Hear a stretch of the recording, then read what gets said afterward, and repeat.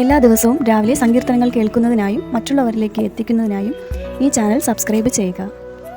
സങ്കീർത്തനങ്ങൾ അധ്യായം 32. ലംഘനം ക്ഷമിച്ചും പാപം മറച്ചും കിട്ടിയവൻ ഭാഗ്യവാൻ. യഹോവ അകൃത്യം കണക്കിടാതെയും ആത്മാവിൽ കപടമില്ലാതെയും ഇരിക്കുന്ന മനുഷ്യൻ ഭാഗ്യവാൻ. ഞാൻ മിണ്ടാതെ ഇരുന്നപ്പോൾ നിത്യമായ ഞരക്കത്താൽ എൻ്റെ അസ്ഥികൾ ക്ഷയിച്ചുപോയി.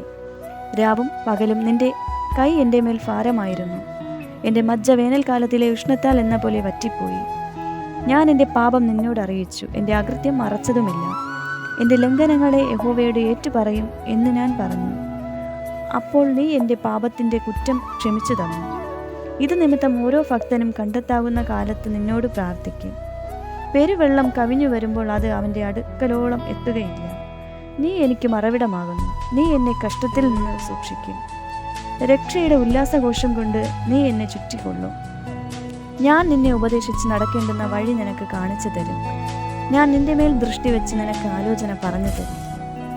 നിങ്ങൾ ബുദ്ധിയില്ലാത്ത കുതിരയെയും കോവർ കഴുതയെയും പോലെ ആകരുത്. അവയുടെ ചമയങ്ങളായ കടിഞ്ഞാണും മുഖപ്പട്ടയും കൊണ്ട് അവയെ അടക്കി വരുന്നു. അല്ലെങ്കിൽ അവ നിനക്ക് സ്വാധീനമാകുകയില്ല. ദുഷ്ടന് വളരെ വേദനകളുണ്ട്. യഹോവയിൽ ആശ്രയിക്കുന്നവനെയോ ദയ ചുറ്റിക്കൊള്ളും. നീതിമാന്മാരെ, യഹോവയിൽ സന്തോഷിച്ചാനന്ദിപ്പിൻ. ഹൃദയ പരമാർത്ഥികൾ എല്ലാവരുമായുള്ളവരെ ഘോഷിച്ചുല്ലസിപ്പിൻ.